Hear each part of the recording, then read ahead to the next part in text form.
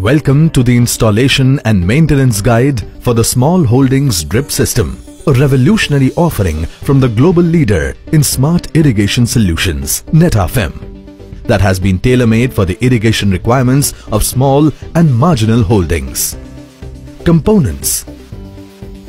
Before installing the system, let us get familiar with the components of the system. The kit comes with a user's manual with step-by-step installation details. The Small Holdings Drip System comprises of two boxes, one big box and a smaller accessories box placed inside.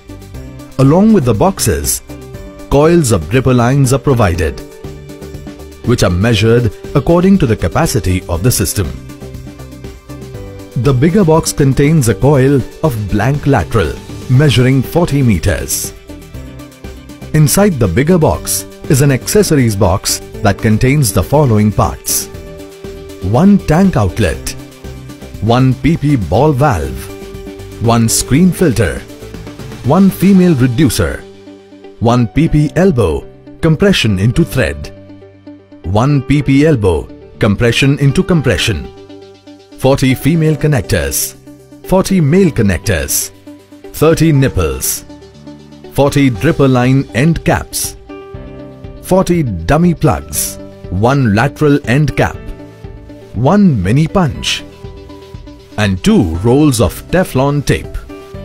Layout options. The system can be laid out in two ways: setting up the tank on the corner of the field and laying down the dripper lines on only one side of the blank lateral. Setting up the tank on the middle of one side of the field and laying down the dripper lines on both sides of the blank lateral. Installing the tank. Before installation, you will also need to arrange a measuring tape, a white marker or a piece of chalk and a sharp knife for installing the kit. Make a platform for the tank with a minimum height of 2.5 meters from the ground surface. Take a tank of suitable capacity. At a height of about 4 inches from the base of the tank, drill a hole of about 1 inch in diameter. Open the tank outlet set and fix the parts of the tank outlet set tightly into the drilled hole. Place the tank on the constructed stand. Installing the filtration set and blank lateral. For the following steps, use the Teflon tape on the threaded parts to tighten the joint between two parts. Take the PP ball valve and screen filter and fix them together, with the filter pointing towards the PP ball valve. Take the female reducer and fix it on the other end of the screen filter. Take this complete set and fix it on the tank outlet set. The knob of the PP ball valve must face upwards and the filter should face downwards.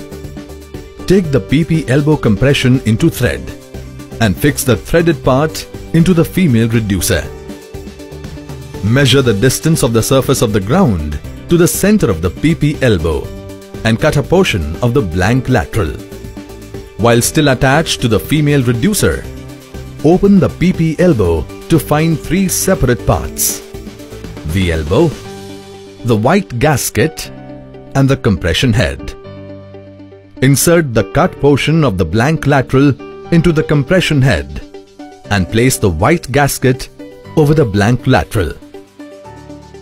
Pull the lateral gently so that the white gasket slides into the compression head.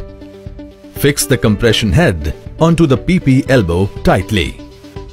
Take the PP elbow, compression into compression, and open both the ends to find 5 different parts: 2 compression heads, 2 white gaskets, and 1 elbow. Insert the open hanging end of the blank lateral into the compression head. Fix the white gasket around the open end of the blank lateral. Gently pull the compression head downwards so that the white gasket slides into it. Fix the elbow into the compression head. Take the open end of the blank lateral from the coil and insert it into the compression head. Repeat the steps for the white gasket and close the compression head. Lay out the blank lateral on the side of the plot of land that is to be irrigated. Take the lateral end cap and in the same manner as the PP elbows, fix it onto the open end of the blank lateral.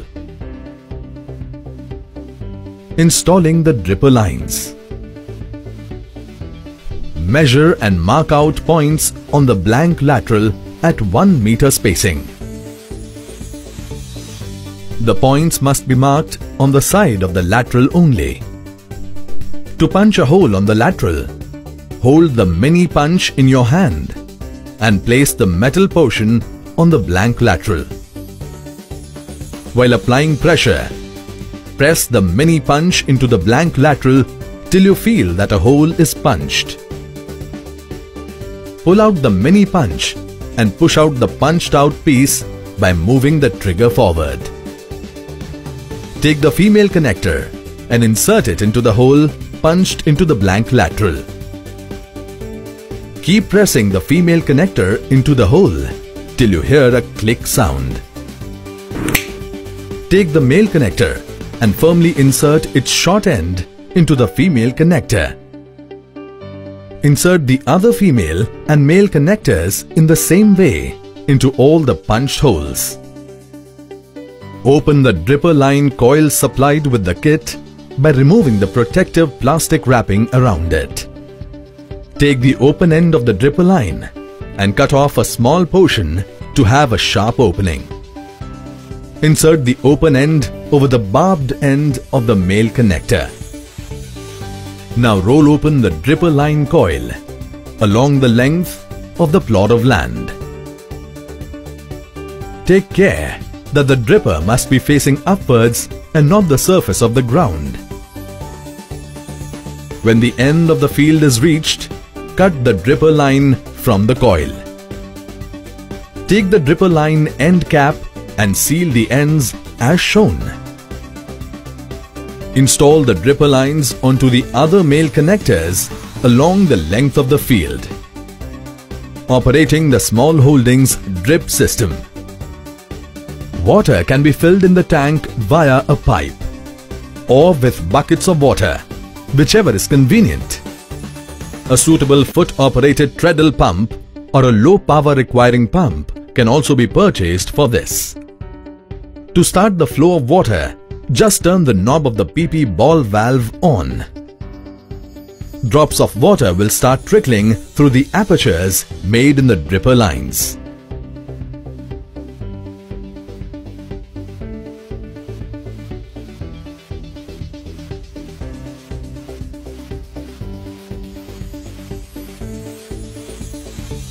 Maintenance of the system.